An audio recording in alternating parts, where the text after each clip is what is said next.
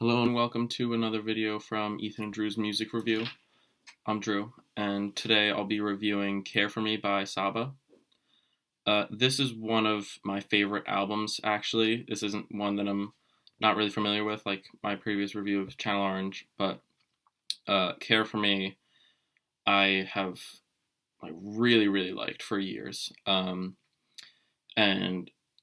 it's my favorite album by Saba. It's probably one of my most played albums. Um, and tonight I just want to take a deeper look into each one of the individual songs and break them down, break their lyrics down, talk about the instrumentals and Saba's like the themes within the album, the messages that he's trying to get across. I really like this album, so hopefully I'm able to figure out some things to say about it. So, first track, Busy Sirens. I'll be listening to that now, and then when I'm finished, I'll give it a quick review. So, I just finished Busy Sirens, and I really think that that's a good intro for the album because it displays both how good his rapping and singing skills are. That's one of my favorite things about the album is just how well he can use them interchangeably and simultaneously as well.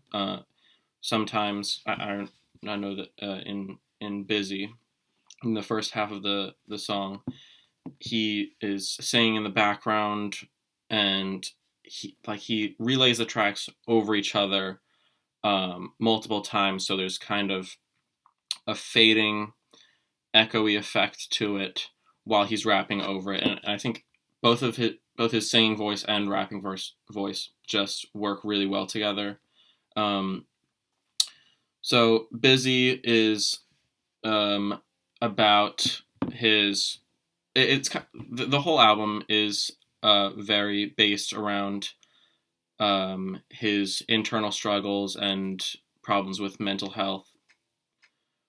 And so I think the first half of the song called Busy, he introduces just kind of his struggles with keeping relationships and talking to other people, and his problems with depression and suicidal thoughts and constant anxiety.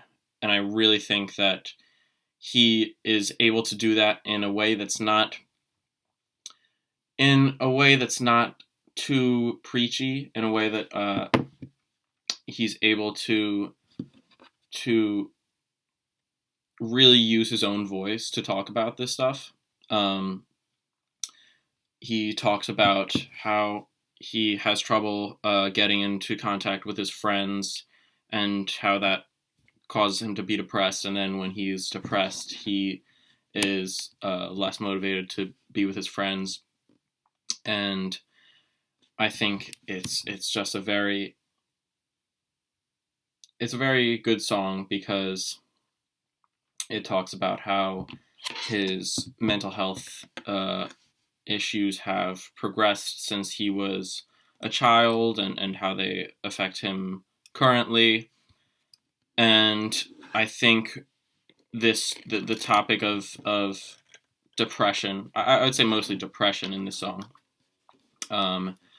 transitions very well into the second half of it, called Sirens, where he talks about mostly systemic racism and police brutality and what it is like to be like found at the crime scene or a potential suspect for a crime just because he's black.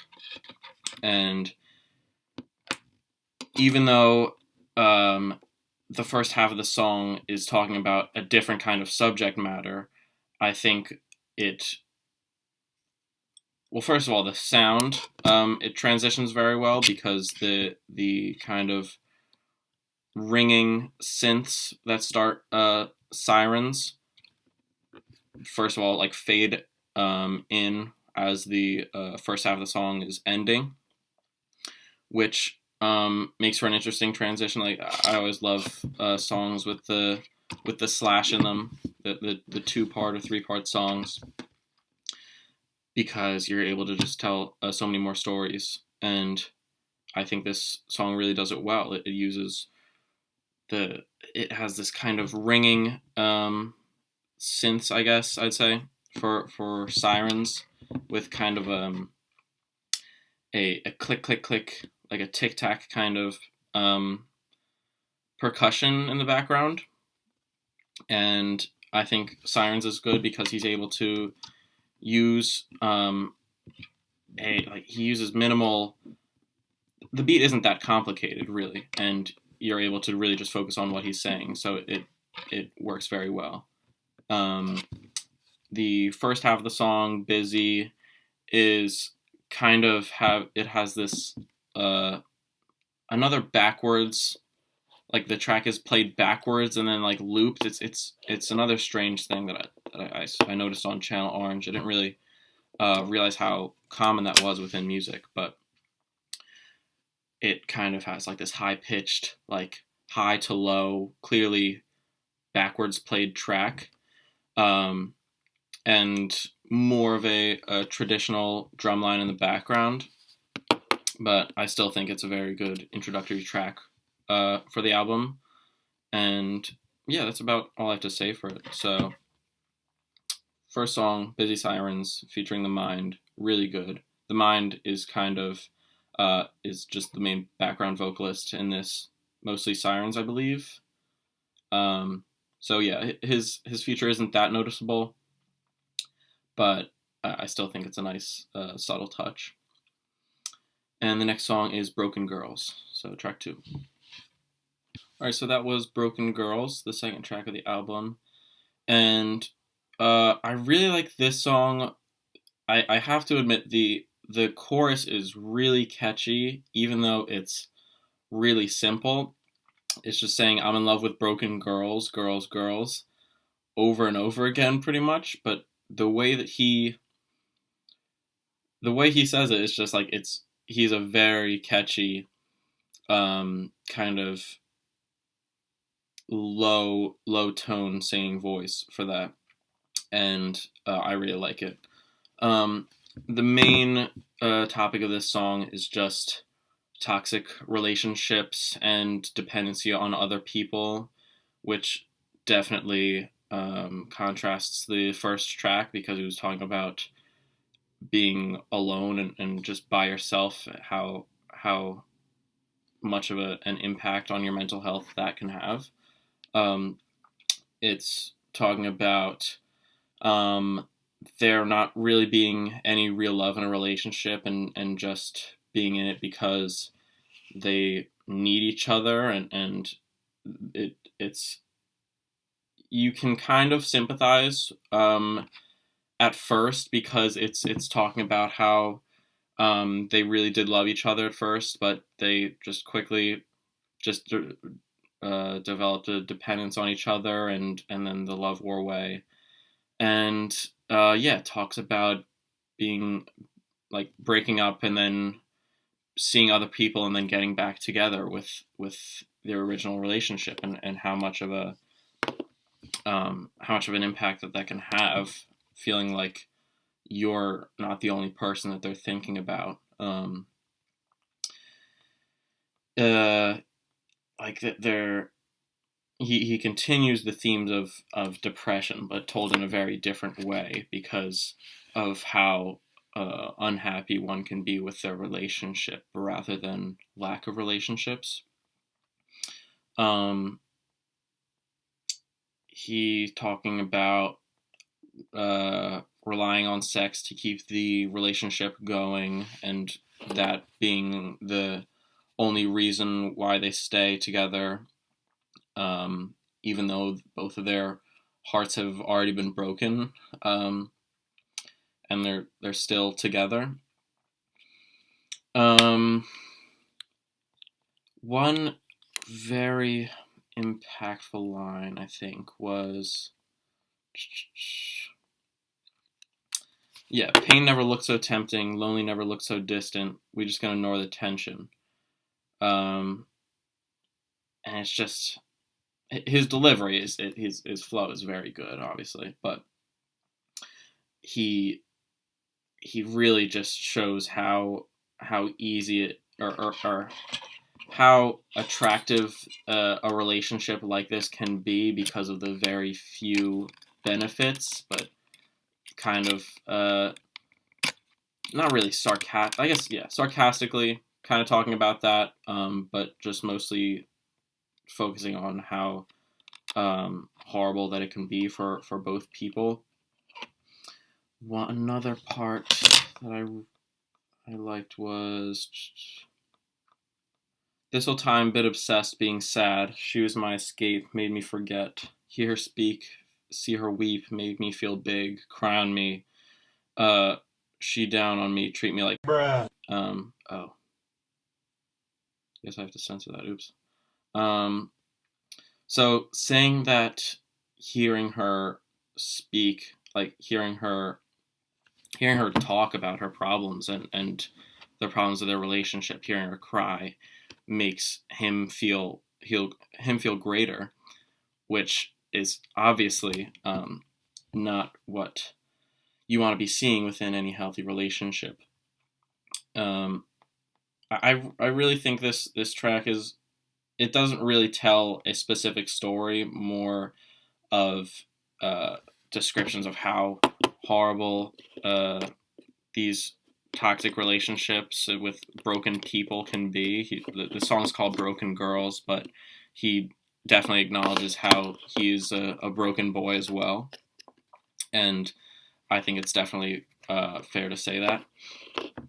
As for the instrumental of this song, it has this guitar in the background with these thumping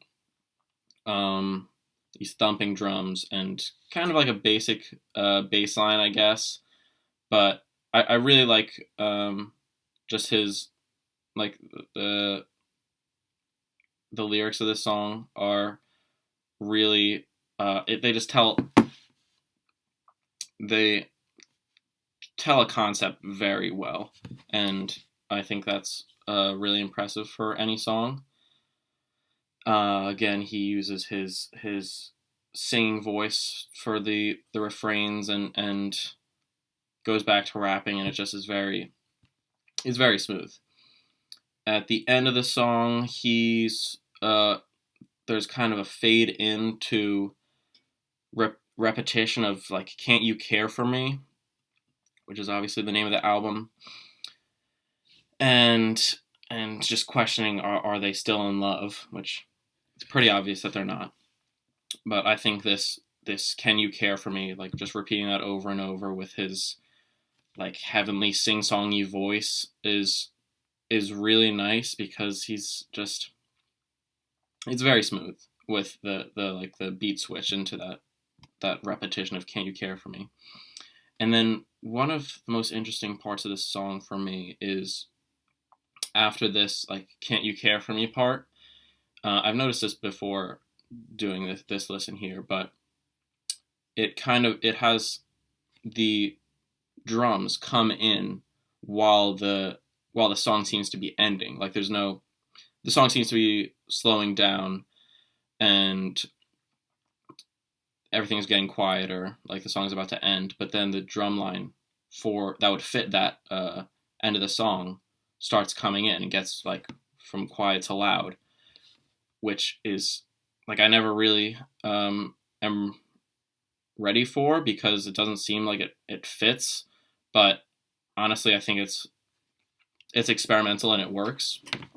And then at the very end of the song, while those drums, which go on for like 30 seconds, after those fade out, it kind of has this white noise underwater sound before transitioning to the next song, which is Life. And I know from listening to this before that Life, the beginning of Life is, well, the entirety of the song Life is the hardest on the album, meaning that like it's the most aggressive, the least singing. It's just hard rapping. I really like it, but I know that the transition from Broken Girls, where it's kind of just like this chill, like has a drum line and it's kind of like fading into like this white noise, very dull sound. The transition to Life is so harsh that it makes Life so much better, because of that's kind of the point of the why the song sounds like that. And yeah, so I think that Broken Girls is pretty good. Not one of my favorites on the album, but definitely like this album's really good. So I'd say it's still a really good song. So that was Life, and this is one of my favorite songs in that album, purely because of how much effort he puts into his delivery. I would say it's only second to maybe Gray, or like there's this one part of Gray, or Prom King, I'd say, which is later in the album. But Life is really good. It has, I guess, a relatively simple beat, but it's just an acoustic bass being strummed like dum dum dum dum dum dum dum dum. It just repeats that over and over and over with these constant hi hats going, and the bass is really strong. And I think it's really one of the best instrumentals on the album, definitely, because of how just like gritty and simple and hard hitting it is. But I really like this song, obviously, and the subject matter is definitely a transition to, or not, I guess not a transition, because you talked about it earlier, but this song, obviously, by the title you can tell it's about life and death.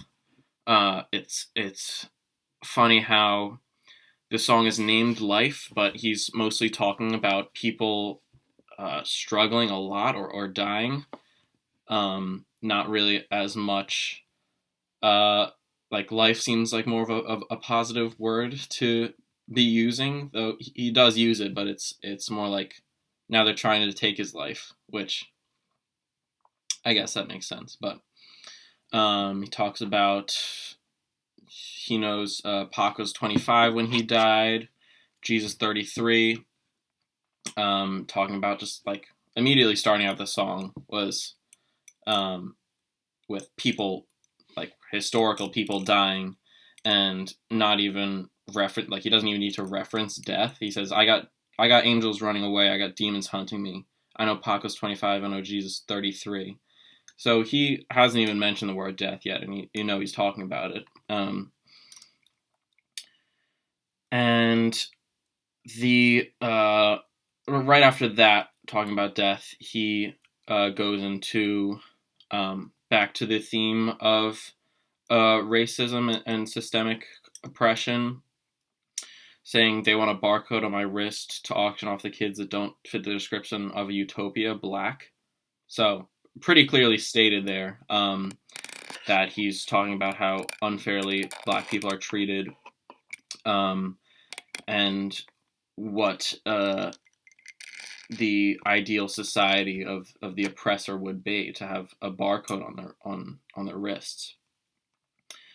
He grew up without a single pot to piss in, kind of talking about his upbringing again, the struggles he faced, and he says, pardon me for venting, and then completely vents for, I guess, the rest of the song, honestly, because he says, pardon me for venting, Congress got the nerve to call itself religious, saying that like he's religious, and he thinks the way that the government is carrying out their values of in God we trust, and using that as some moral compass within law, is unfair, because of how they misuse it to discriminate against people like black people.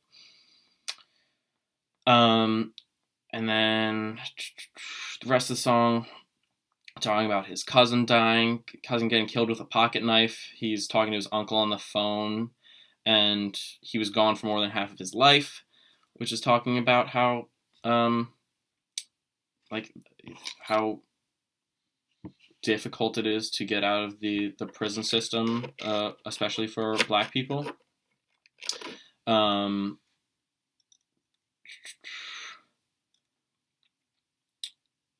Talking to his father on the phone, who doesn't live with them, and his mom begging him for his mom begging his father for support and clothing for her children, and money because she can't support them. The rest of the, he's talking about his grandpa being in Vietnam and feeling like he has the soul of his grandpa because he still like has that constant anxiety and fear of death, even though he didn't experience war. He still feels like that is something within his blood that he can still relate to.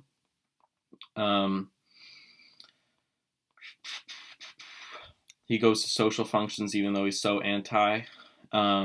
Talking about his trouble with socializing, like in the first track of the album.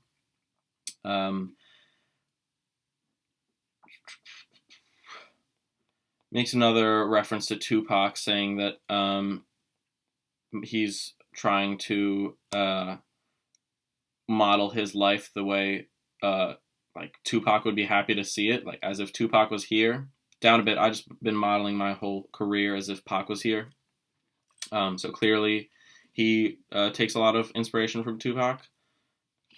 And yeah, so this song is definitely an introduction to the theme of. Well, I guess not an introduction because he kind of talked about it in the first or the second half of the first track.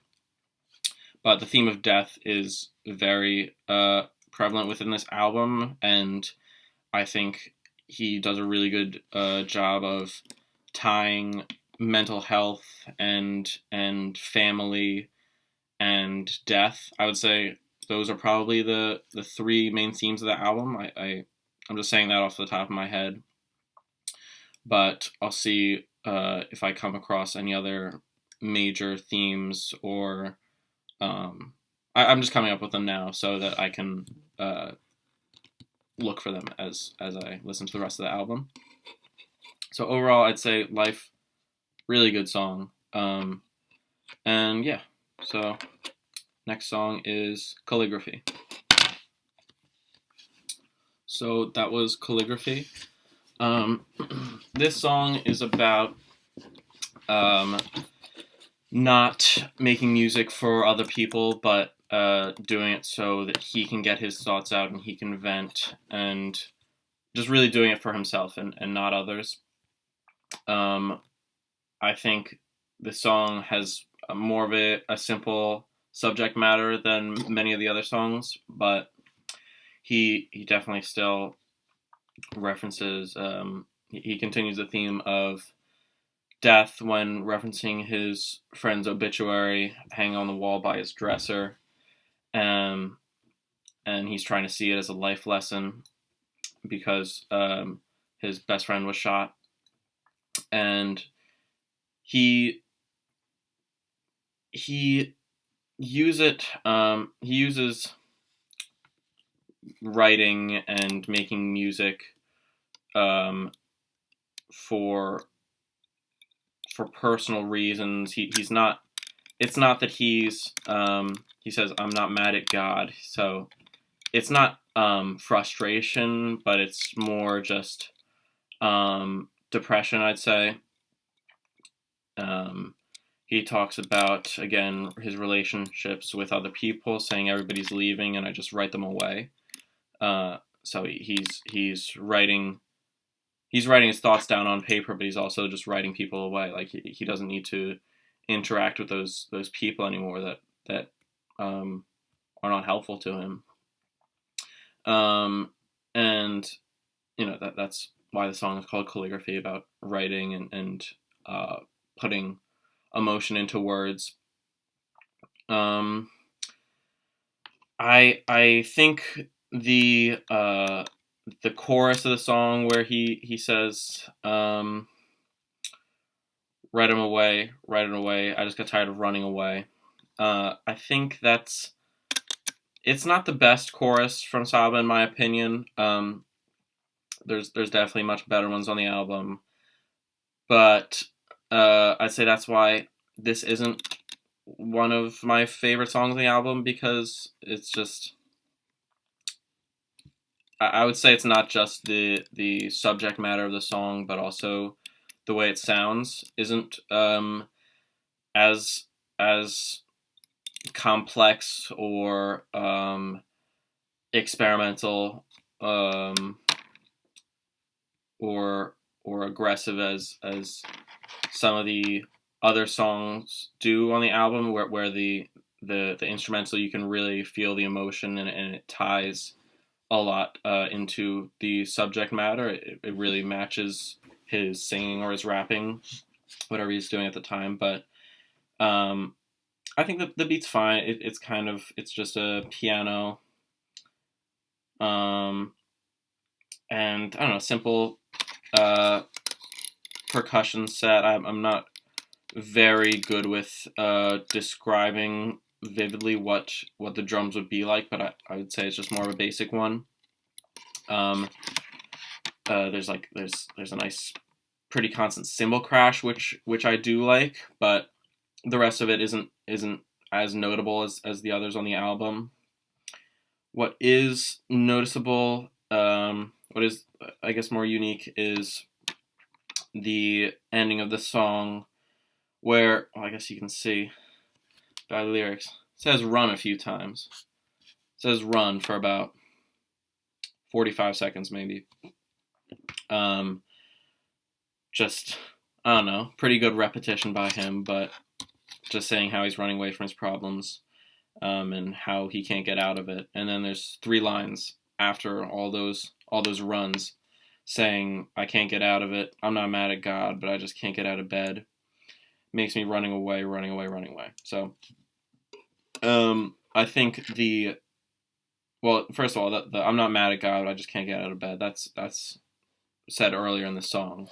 But what I do think is interesting is how unique the delivery of these lines are. It's very different from early in the song. It's a voice that fades in, like it sounds like a train coming through a tunnel. That's how the voice moves in to your ears, and it's very robotic kind of sounding. It's singing, but it has a kind of computer-like distortion on it, which I do like. I think he doesn't use that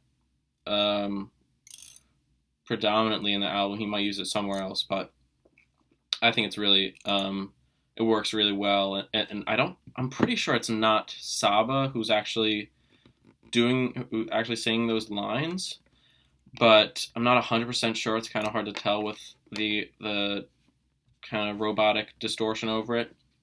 But I think that is a really good ending to the song, because it's not very, it's not common that artists really do that, where it kind of comes in at the end, even though he did it with Broken Girls, actually, kind of did a similar thing where the beat kind of came in at the end and was different, like at the very end of the song. But I think it is interesting, and yeah, that's about it I have to say for this song. And the next song is Fighter featuring Kaina. I just listened to Fighter featuring Kaina. I think this song is one of the album's highlights when it comes to how powerful Saba's storytelling abilities are. I really think the structure of this song is really well done, because he tells 4 different short stories about him fighting, and then eventually kind of how he feels like he's fighting himself, which it obviously continues the theme of mental health issues. But the first story was when he was like, he's always fighting with his neighbor, and they got into a fight, and he got completely beat up and was totally embarrassed by that for a while afterward, and all the word got spread around, and he was really embarrassed. And he tells the story, well, I guess the first two stories, I'd say, with really vivid detail on what it's like to be ganged up on and beaten up. And he's saying he's not a fighter. He doesn't feel like a fighter. He doesn't have enough energy to fight or strength. The second story he tells after the chorus, again, I think like the structure of the song, the way he separates each story with the chorus is really well done. It definitely shows it's clear cut which, like, what he's talking about at what moment. Second story is when he was about to get in another fight with the same neighbor and a bunch of other, like a few other people, and how he's about to get ganged up on, but somebody sees him from across the street, and he's afraid that they're going to join against him, but they take his side, and that's kind of empowering for him, and he feels like he's not completely alone.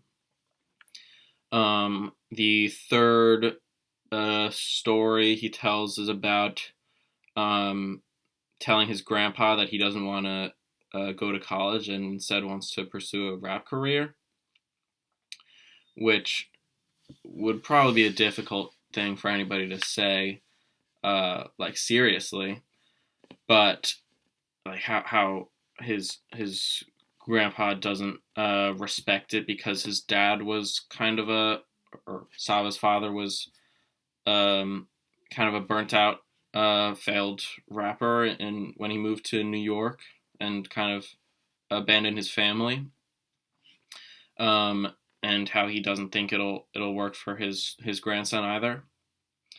So it's all these stories. It kind of goes back and forth with him winning and losing. The second story being more empowering, but after he talks about his fight with his grandpa, he talks about fighting with his girl, and how she says she feels like she or he doesn't really listen to her or value her thoughts and words, and how he doesn't really have much of an excuse against that. He says he's not a fighter. He really repeats that a lot throughout the chorus.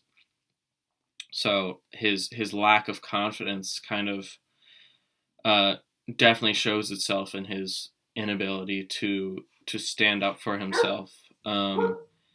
And yeah, that's kind of just a continued theme throughout the song, and then it all comes together in the final verse about talking about how he feels like he needs to fight himself, or not needs to, but he feels like he does fight himself, and it's hurting him. Let me see the line.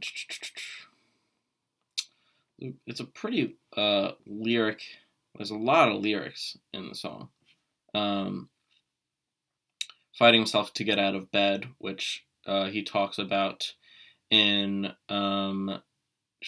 Broken Girls, I believe. Wait, it was maybe Broken Girls or Calligraphy. He talks about just like not being able to get out of bed. That's how depressed he was, and that he needs to fight himself, and it really shows his inability to assess a situation with any real critical thinking skills when his emotions are heightened, because instead of fighting yourself when you're at this really low point in your life, you can't even get out of bed. You should realistically be working with yourself and kind of using more positive self-talk, but instead he kind of feels like he's fighting himself, and I'm sure that's what he felt like in the moment as well when he was experiencing this. And the fact that he feels like he's fighting himself, but simultaneously not a fighter, he keeps repeating that, definitely conflicts, and I'm sure he was fighting himself, and the lack of confidence saying he's not a fighter is just like, it's not going to get you anywhere. You should be saying like, I'm trying to help myself, and I'm not a, I don't know. It just doesn't seem like the smartest thing to be doing in that situation. You can really kind of sympathize with him to feel bad that he doesn't really have that ability to even get out of bed or help himself when it has to do with those kind of problems. And then the end of the song, I'm actually just realizing at this point that it's pretty common for him to be adding like extra, like pretty short bits of songs at the end of his songs. I know there's some rappers that do that, and singers that do that, but 3 of the songs so far, I'm on track 5, have these little outros that seem like completely different songs, and I'm sure if you worked on them, they could be. But after he's talking about fighting himself, the beat changes to a much more aggressive one than was before.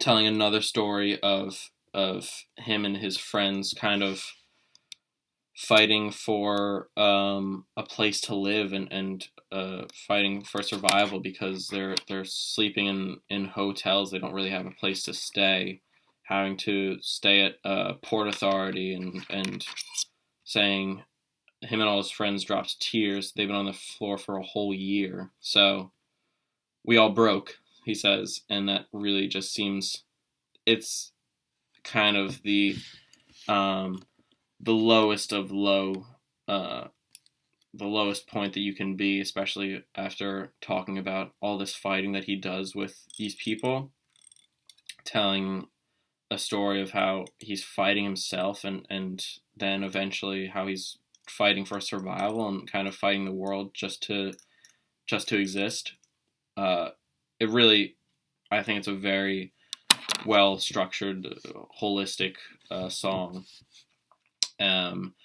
Doesn't as much touch on the theme of death. He makes one short reference to wishing that his cousin Walter had called him before he passed away. Well, his cousin Walt is a very significant part of the album. It's his death and his life definitely form the life and death yin yang that a lot of the album talks about, and how he struggles with the fact that his cousin died, who he was so close to. So yeah, he doesn't talk about that as much in this song, but definitely more as the album goes on. As for the instrumentals of the song, I think the second part of the song, or like, I guess I'd say it's like a third of the song, where he's talking about not having a place to stay. That instrumental is definitely better. It has another guitar kind of background, but it's very, very deep. I don't think it's bass, but some slow guitar with kind of, I don't know, I wouldn't say an erratic percussion in the background, but there are like the hi-hats, and then there's kind of like a squeaking kind of sound at the end of the drum line, each drum line. I think that works well with like the deep guitar in the background. As for the first part of the song, it's like a lo-fi beat, very much more watery kind of guitar in the background with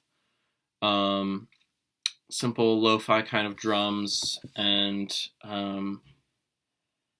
I think it's the intro of the song I really like as well, because the it's kind of some synths where they go from ear to ear, and I think any song that does that, it's usually pretty successful in working and making the listener feel kind of immersed, like the music is all around them. And I just think that this song did it just as well. So yeah, that was Fighter.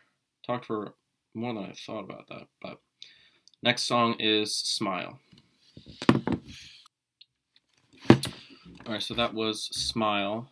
I think this album is very much a break for the listener to Smile. You can tell by the name, is a very positive, a very, very positive, uplifting song, and is very contrasts hard with the rest of the songs on the album. It's the 6th song out of 10, so it's I think it kind of works as a quick a break for the listener to stop listening about such depressing subject matters. It's about his where he grew up, and really romanticizing how good of a life that he had, talking about his beautiful house in the not house, apartment, in the sweet west side of Chicago. And just that, the line alone, sweet west side of Chicago, the fact that he's describing it as sweet instead of horrible or dangerous or depressing or anxiety inducing, as he does in the rest of the album, it definitely is noticeable that he is really acknowledging how amazing the beautiful parts of his life are. Talking about stories of his family and interactions with friends, going around in the playground as a kid. It's much more of a positive song. It's simple. It's just a positive song, especially compared to how depressing the other songs are. And I think it's important to note that when he references death in this song, he says, "When we die, we go to heaven. No, my granny told me that." And the way that he delivers that line, it's so very different than imagining if he would say that on Calligraphy or Fighter. I'm sure it would be much sadder. The context of it would not be as happy or uplifting, because it's like when you die, you go to heaven. It's gonna be okay, instead of I'm going to die. Like I feel like I'm in heaven right now. I feel like I'm dead, and I feel like I'm in heaven, not in a good way. Is mostly what he's talking about for the rest of the album. But talking about playing with his cousins, and clearly we know that his cousin Walter died, and that's really affecting him. So he's talking about just all of the really positive sides of these impactful things in his life, rather than how they've affected his mental health negatively, like his grandparents, his family, his friends, his city. For the rest of the album, practically, he's talking about how those things have hurt him, or how he's hurt those things. But for this song, it has like a really pleasant guitar riff in the background the whole time. It has, I would say it's I really like the triangle. I don't know. It might be a triangle. I feel like I don't know percussion instruments well enough, but think there's a triangle in the background as a part of the percussion with like a ringing kind of twing twang kind of sound for the whole time. And I think there's just so many aspects of the beat and his delivery and the lyrics that are just radiate positivity, and it is honestly pretty refreshing to have that break in the middle of the album, because all of the songs after this, not so much Logout, but Gray, Prom King, and Heaven All Around Me are all very emotional and sad and introspective, and all those songs are much more just have negative feelings associated with them. And Smile, just in the middle of the album, is a really nice break from that. So yeah, I would say that's about it that I have to say for this song. I really like when at the end of the song the beat kind of cuts out and he's just able to repeat the word smile over and over again. It's just a positive message for the whole song, and just having his really nice singing voice at the end, just saying smile over and over. It's nice. It really works. So yeah, that's all I have to say about Smile. So the next song is Logout featuring Chance the Rapper. So that was Logout featuring Chance the Rapper. This song is largely about social media and the negative impacts that it can have on people and relationships and people's mental health. And I think that I think Saba's part is pretty good. I like his delivery. It's unique, where he kind of says, he takes the last syllable of a line and applies auto-tune over it and repeats it 3 more times. He does that for, I guess, the chorus, and I think that's one of the highlights of the song. On the other hand, I think that Chance the Rapper, it seems harsh, but I think this might be one of my least favorite Chance the Rapper verses that I've heard, because it just seems very lazy, and I guess the point of it might be to be more laid back, but I think it comes across as it doesn't really work with the rest of the song, because I think Saba has a lot of emotions in his songs, and I guess not as much in this song, but I still think that Chance could try to match it a little bit more.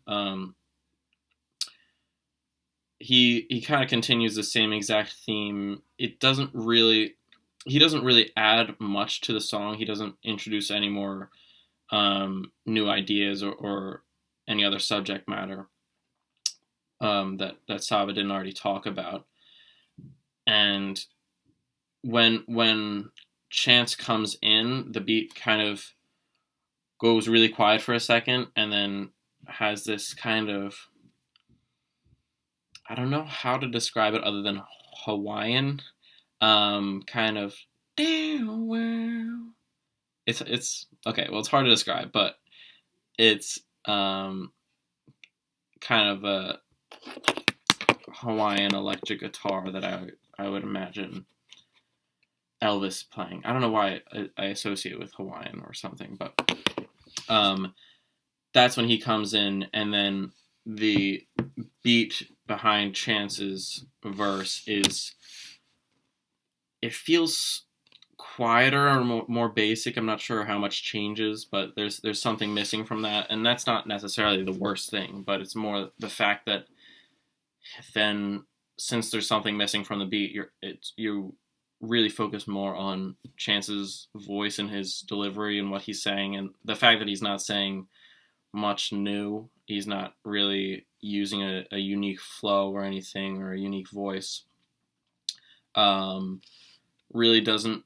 That's not great, but it's really emphasized how it feels like the recording, in my opinion, isn't great. I might just be hypercritical of it, but I feel like the fact that you can hear his voice pretty clearly, and in some cases for songs that works really well, where the beat is kind of much quieter, and you feel closer to the artist.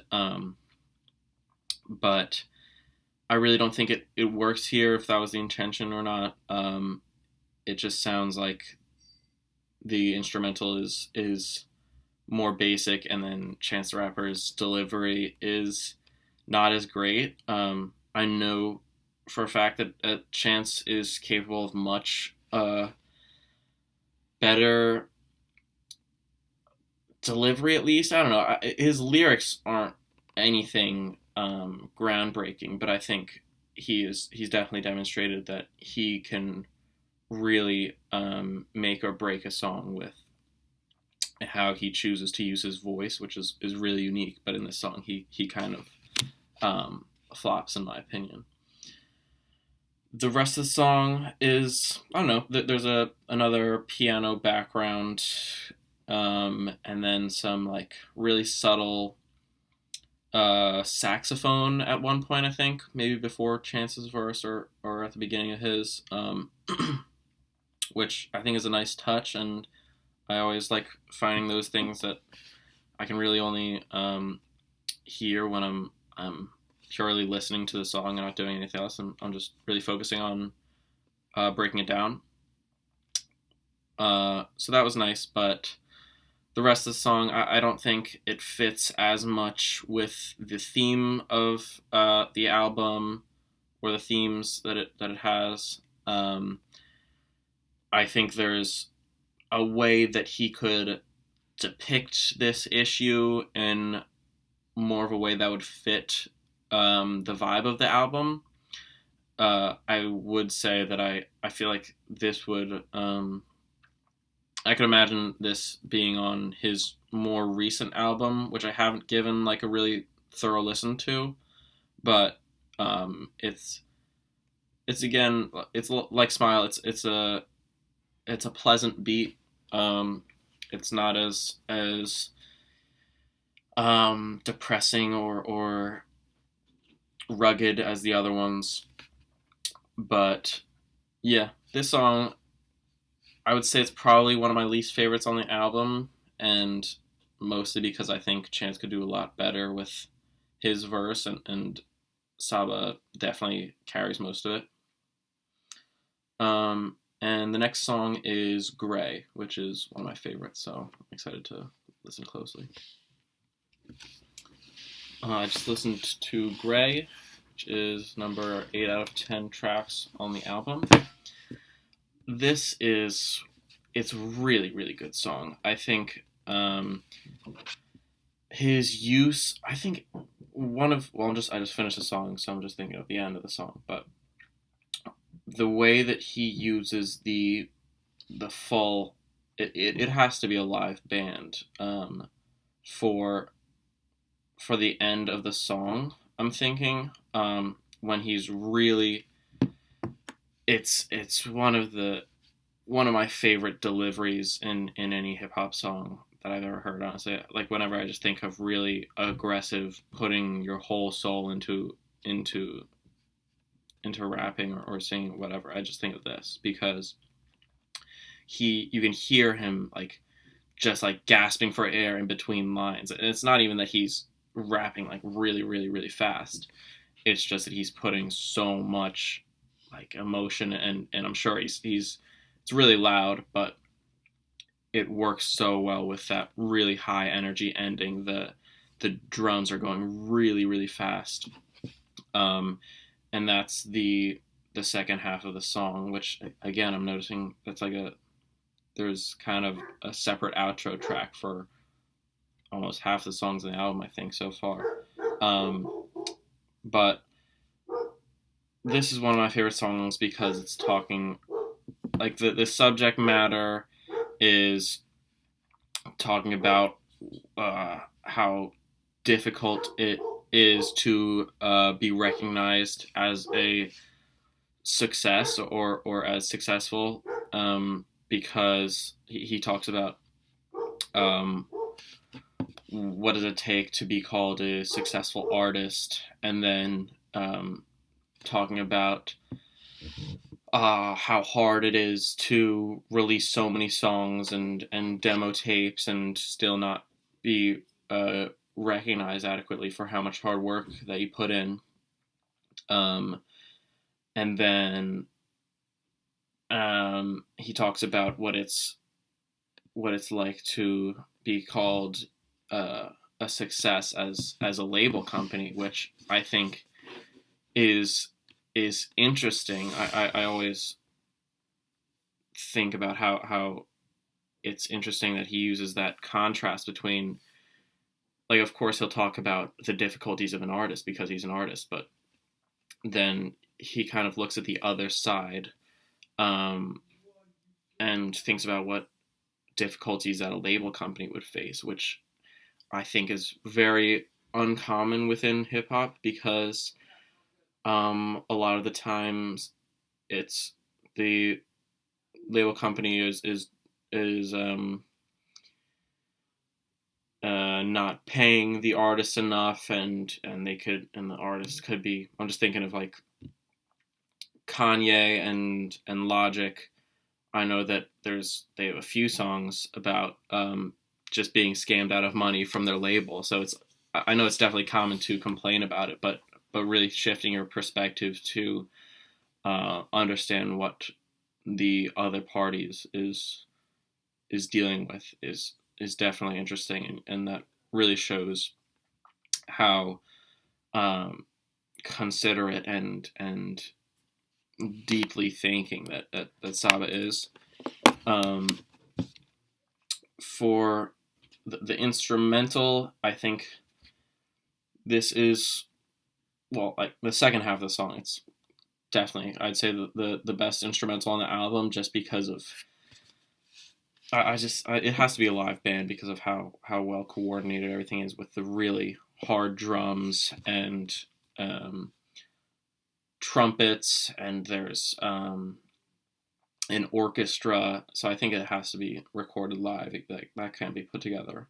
But then the first part of the song is kind of a cut up sample of something, which he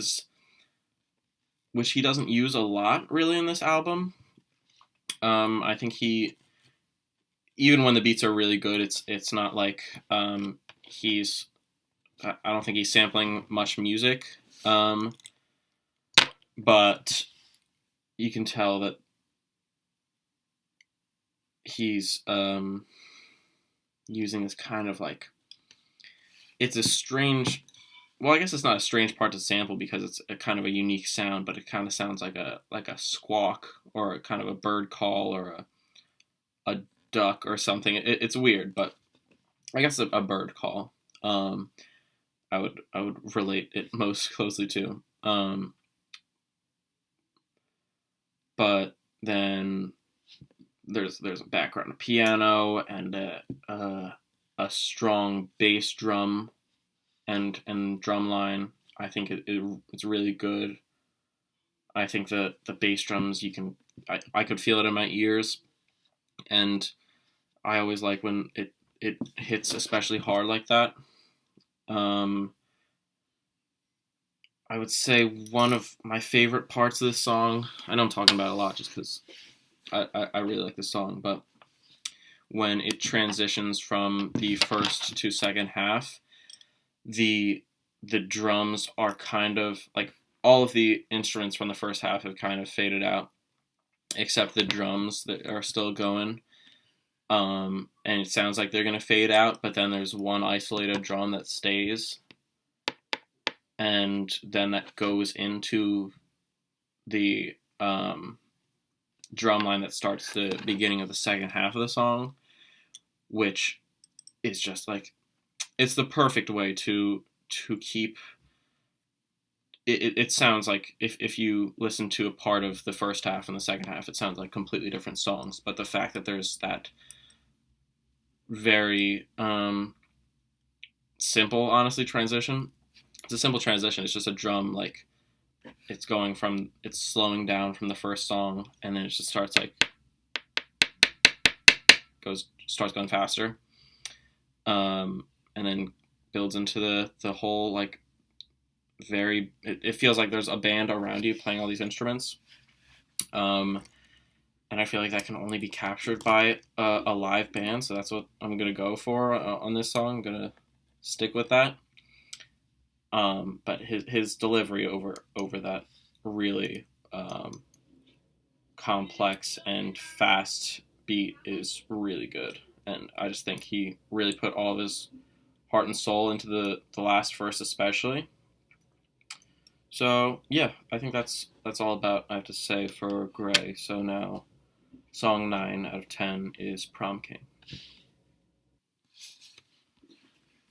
All right, I just wanted to stop there for a second. Pretty much exactly halfway through the song, because well, that's the end of the first half called Prom, and I think that Prom King is the best song on the album. I said Gray is one of my favorites, but Prom King is definitely my favorite, and purely because of how just clear cut his storytelling, and how he's really able to draw the listener into what he's experiencing. He first talks about trying to get a prom date, but then like he wrote her a 3-page letter and she never responded. Like he expected that he was going to go to prom with her, and she didn't even respond to him. So there's a very clear up and down for this first song, and it really, or the first half of the song, and it's really just a roller coaster of emotions that Saba is clearly feeling when telling the story, and I think that makes just the fact that it's going up and down so much is really encapsulating for me, at least. That makes me much more just focused on the song, and that's all I can think about. It really triggers a lot of visual imagery for me. I can imagine him and his cousin getting into contact with each other, and going to play basketball, and then going to prom, and then the altercation afterwards. So after the girl doesn't respond to be his prom date, he just feels like that's a really low point for him. It feels like that's another point of isolation, and feeling like he has a lack of social skills that he definitely expresses a lot throughout the rest of the album. After that, he gets into contact with his cousin, and his cousin sets him up with another girl that he thinks he'll like. And he really hits it off with the girl pretty much immediately, just talking about prom, and seemingly having a really good time together. And then his cousin Walter asks him for just a small loan to pay for his tuxedo for prom, and Saba is like, of course, like, you set me up with this girl, it's the least that I could do. But when I forgot to mention, when he was after Walter sent him the girl's information to get into contact with her, he was really skeptical to actually talk to her. Not just nervous, but he was suspicious that his cousin was setting him up or messing with him, because he had negative experiences with Walter as a kid, and they didn't really get into contact as much until then.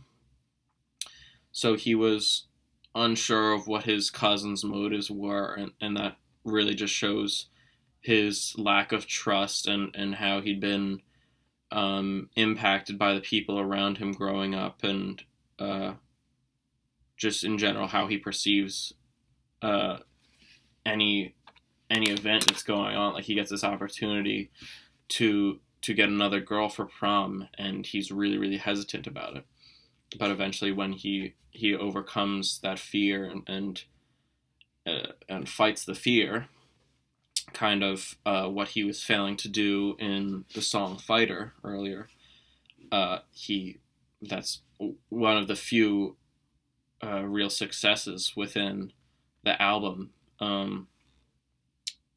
Even though he definitely takes a loss in the fact that the first girl kind of never really responded. So that was a low point. The fact that he's really hitting it off with this girl and having a great time and really excited to go to prom with her is one of the one of the most uplifting parts of the album, because it feels like a story that he'd be telling in Smile, because of how excited he clearly is. And yeah, so he plays basketball with Walter after that, and they're really getting along well for the first time in their lives. Well, they're getting along well with each other.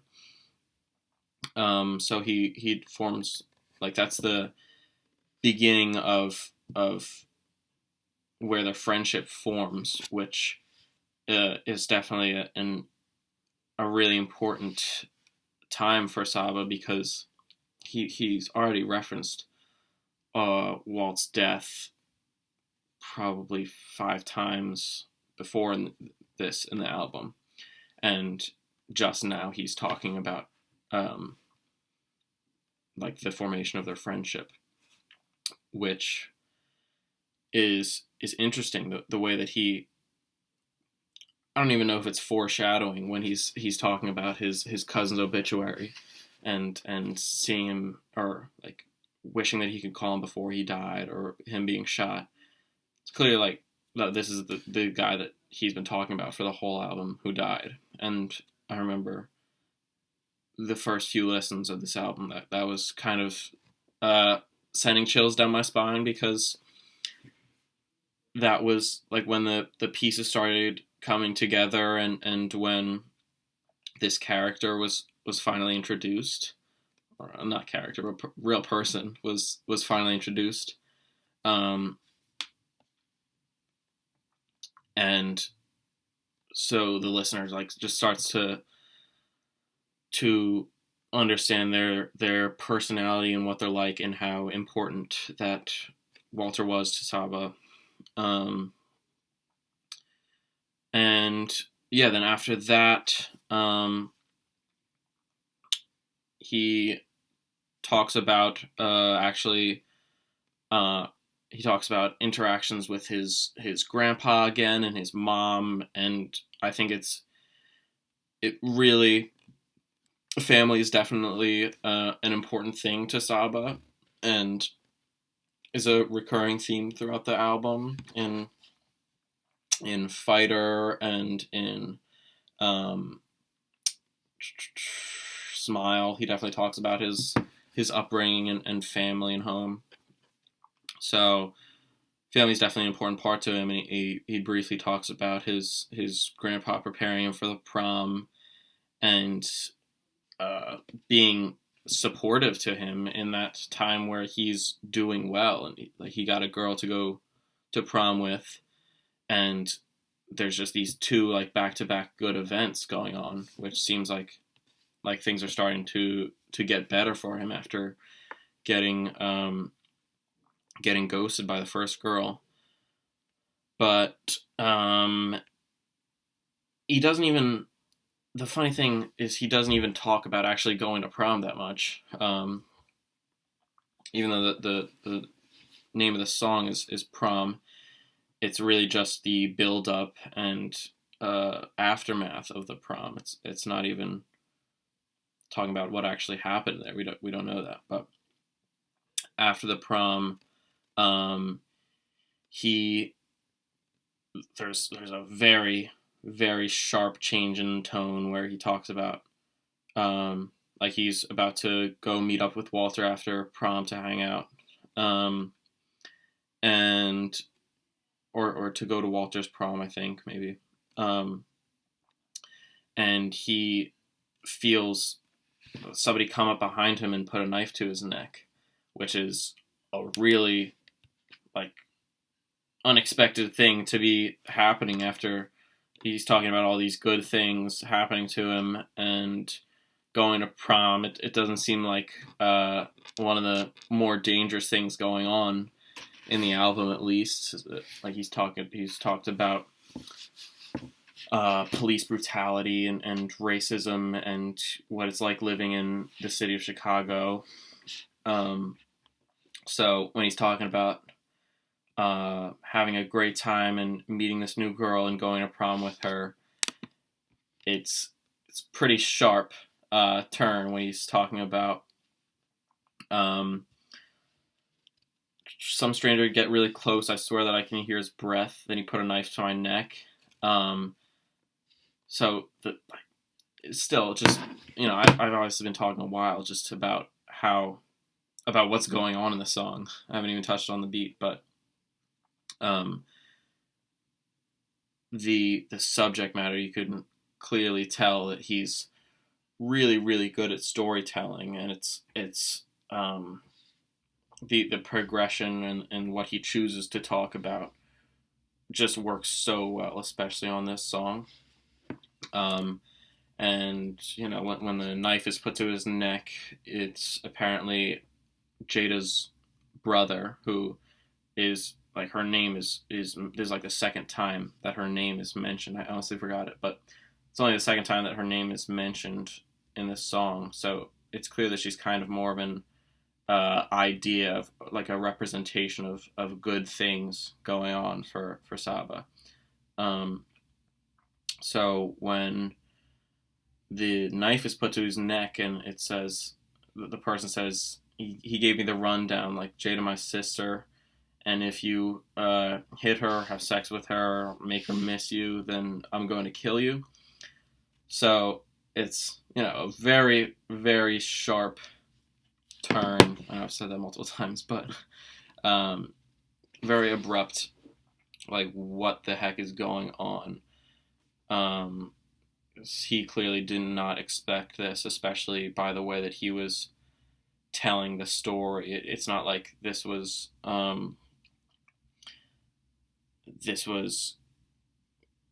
possibly going to happen at all. He was telling about, I had this great time at prom, and now I'm going to go meet up with Walter.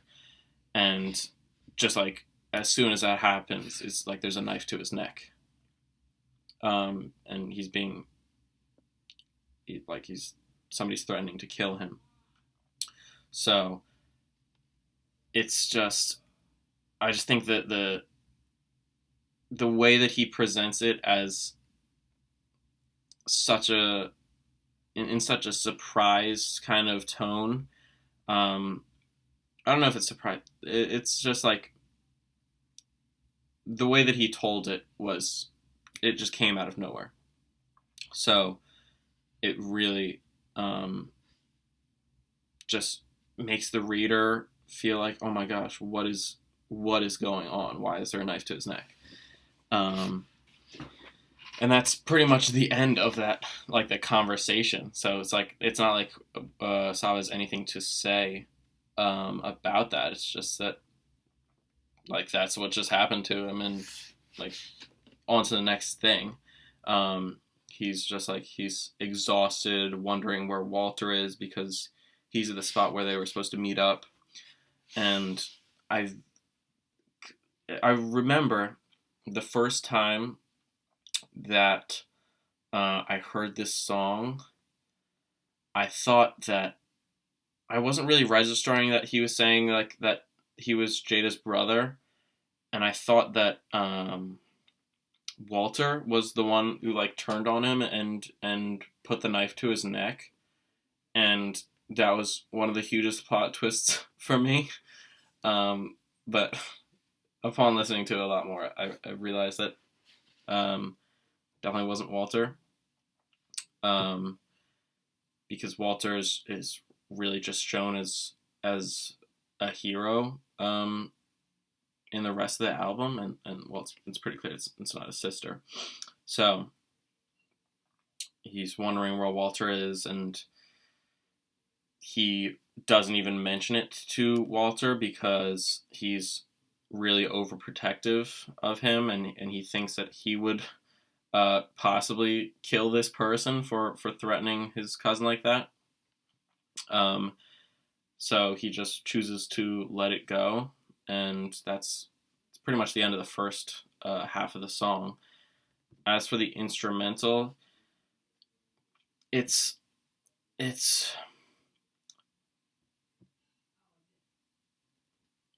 has this really steady piano in the background. I think the way it's cut up, if you isolated just the piano, it would sound pretty strange because of the way that it's incorporated into the beat here. It's kind of a dizzying piano progression. I'm not really familiar with piano terms, but it is pretty unique, and I think it's nice that he uses a clap sound as percussion, because I'm not sure if he uses it much else in the other parts of the album. So it's like the beat is good. I like the beat, but it's purely the storytelling ability that Saba has that makes the first half of the song really, really good, and then the second half is I don't know if I would say it's better. I think the instrumental is better. I'll just listen to it and then give it a review then. So I just listened to the second half of Prom King. King just continues the incredible storytelling ability that Saba has, and it's a fast forward in his life, and when he's in college and not in high school. This second part of the track is, I think, dedicated entirely to Walter and his legacy, how much of a presence that he brought with him everywhere, how much of like a strong, confident, powerful presence that he brought with him everywhere. He like wherever Walter went, every girl wanted to talk to him, and he was fun at parties, and he was a wingman for Saba when he needed him. He was popular, and then after really just talking about how amazing Walter was to everybody that he met, he talks about more of a specific experience with him when he was trying to get on stage for an open mic show with his friends, including Walter, and they kept getting ignored by the host, and eventually they bullied their way to the stage so they could play or not play or perform. But he makes another reference to his father and how he was kind of a failed rapper, and how he feels unsuccessful like him sometimes. So obviously another reference to family and the similarities that he has, the parallels and experiences that he has with his family members. After that, he talks about his conversation with Walter after Walter was shot at while driving. Um, so obviously that he's highlighting how dangerous Chicago can be for an innocent civilian. It was just a case of mistaken identity where like Walter wasn't part of a gang, but people must have mistaken him for a gang member. But he's saying that after this, he still feels like Walter is invincible. That he's dodging death. He can really just do anything, and that's just especially sad when you remember how many times that Saba's referenced his death, and you can kind of just see that incoming sometime after this. Um, he was this was when Saba was already out of college and working on his first studio album. He makes a reference to being in LA and working on Bucket List Project, which is his first album.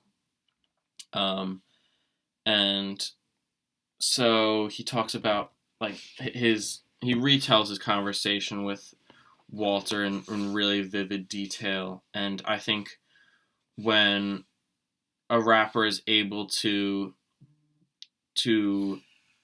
like retell a conversation like that, and also, let alone just make it rhyme, but make it sound good in music and make it flow well and make it work with the instrumental and everything.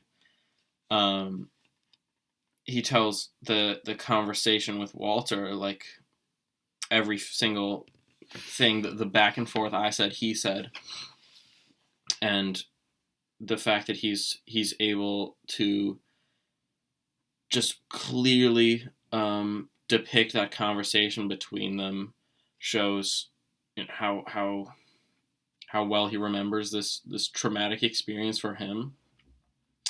And then he finally talks about how after this, it's not referenced whether or not Walter has died at this point, but or no, Walter is still alive here, but this is talking about how well he was doing after this incident happened. Like, there's another case of just the back and forth kind of roller coaster of emotions that Saba puts on many of these songs. Referencing his grandma again, talking about making them blanket plates. Another reference to family. Them working on him and Walter working on music together. Telling the story finally of him getting a call from someone he doesn't know, and it turns out to be his aunt, Walter's mother, saying, "I have no idea where Walter is. Have you seen him? Have you or your friends talked to Walter lately?" And it's not really stated whatever happened to Walter. And that really, I don't know, for me, it invests me in, like, I want to look up, like, what the heck happened to Saba's cousin Walter, because of how developed he was as a person, especially just in this song, and how much emotion that Saba associated with him and everything that he did, and saying that he'll do anything to find him. Like, it's possible that he's still out there.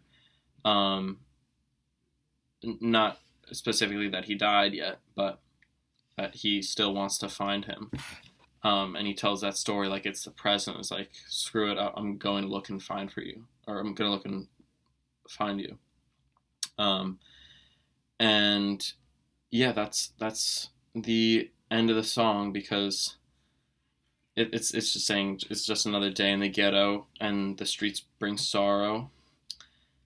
Can't get out today with their schedule. I just hope I make it till tomorrow. So clearly, this theme of violence and death and living in Chicago, very, very prevalent in this song.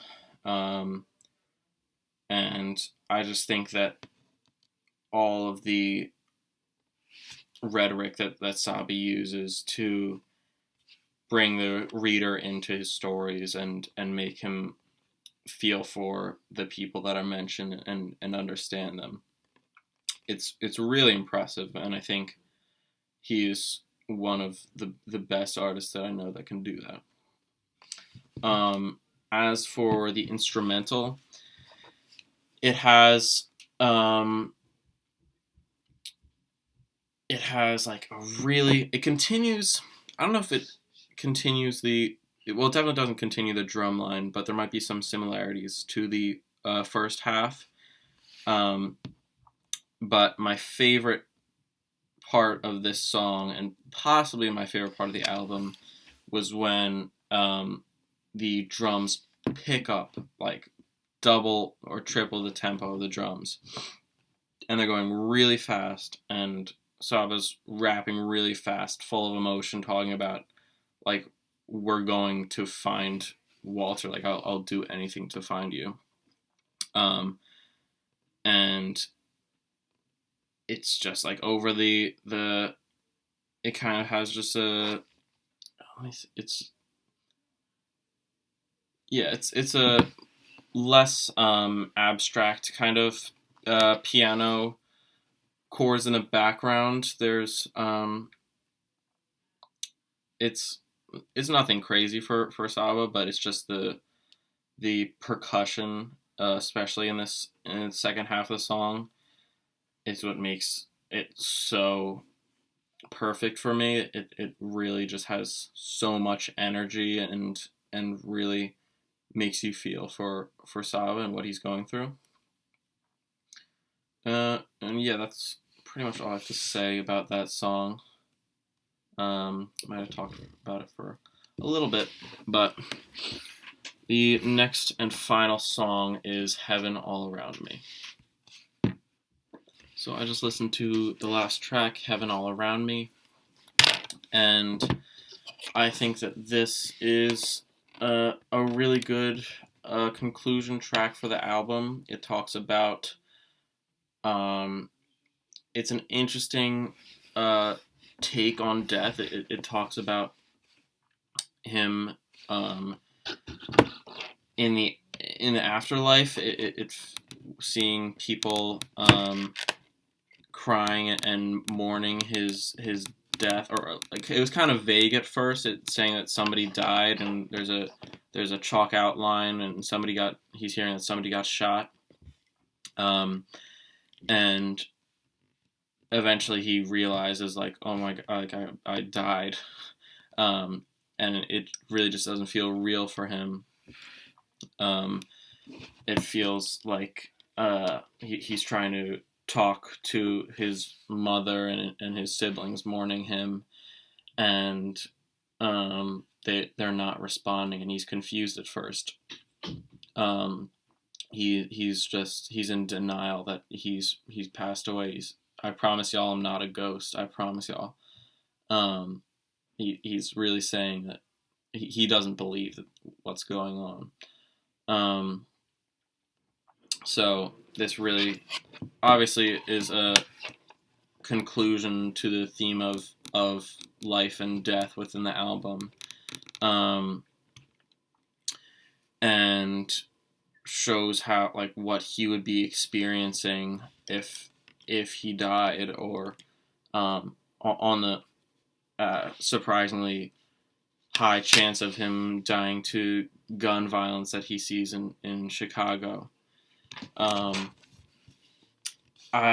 When I was listening to this song just right now, I was thinking that it could be from the perspective of Walter, because we know Walter's backstory and that he died, but we don't know how he died, really. It's not directly stated. So I was thinking that it could be from Walter's perspective of him dying, but that might be a stretch. It might just be Saba's interpretation of what it would feel like after death. And yeah, that's pretty much the whole subject matter for this song. It's not he definitely uses his really unique storytelling abilities in this song again, but it's not very complex. It's not there's not much that's said, and yeah, that's pretty much most of the lyrics to this song. The instrumental of this song is really good. One of my favorites on the album, because it kind of has some low, dull bass drums and I was talking about how it kind of felt like the piano in a part of Prom King was dizzying, the way it kind of went back and forth and up and down. But there's kind of like I don't even know if if I can call it a synth, or just there's a constant kind of low ringing back from right to left ear. Not like harsh or fast, but that's a constant throughout the whole song. I like the percussion on this song is really good. It's kind of calm with his singing is really highlighted on this song as well, I think. It makes up most of the song, I'd say, which is the only case of that on the album. And the end of the song is after he's saying that he feels like there's heaven all around him for a while. There's a minute left in the song with no more lyrics, and you can hear different men and women. It's not humming, but there's no words. It's kind of just like light singing, like do do do do do do do.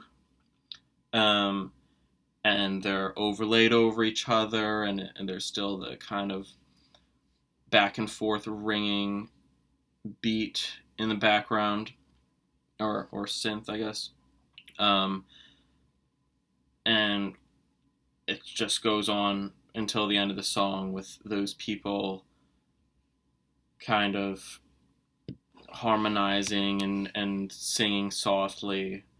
And I think it's just a really a relaxing, honestly, conclusion to the album, even though it's kind of an unsettling concept to have that literal out-of-body experience after death. It's probably the most peaceful or calm portrayal of it throughout the album, because even though he's kind of denying what's really happened, it feels like he comes to terms with it by the end, kind of embracing that there's heaven all around him, and that's okay, as he talked about on smile. He was like, "No, my granny," or "We go to heaven." No, my granny told me that. Um, so it's not really a concern of his at this moment because he's just kind of embracing it and not fighting that anymore. So I think it's a really good conclusion to the album. Um, it doesn't end on a really depressed or really excited note. It's kind of somewhere in between, which I think is fitting enough. I don't know if it's fitting enough or kind of just satisfying enough, because if it ended on a song like Fighter, you would just like be depressed at the end of the album, and that's like, I guess that works for some albums, but I think this is a really nice way to end this album. Um, so now I'm finished the album. Just wanted to recap. This is one of my favorite albums ever, and I've liked this album for 3 years probably. Um, One of my favorite hip hop albums, and I think it was nice to analyze it, break down the themes of family, um, life and death, and mental health issues. I'd say those are probably the three. I think I said mental health issues and life and death earlier, but a different third one. But I think family is definitely an important one to note because of how many references he makes to many different family members and how they've formed him as a person later in life. Um, so, yeah, I don't really have much else to say about that album. But thank you much. Thank you very. Oof, tired. Thank you very much for watching this video from Ethan Drew's Music Review, and I'll see you next time.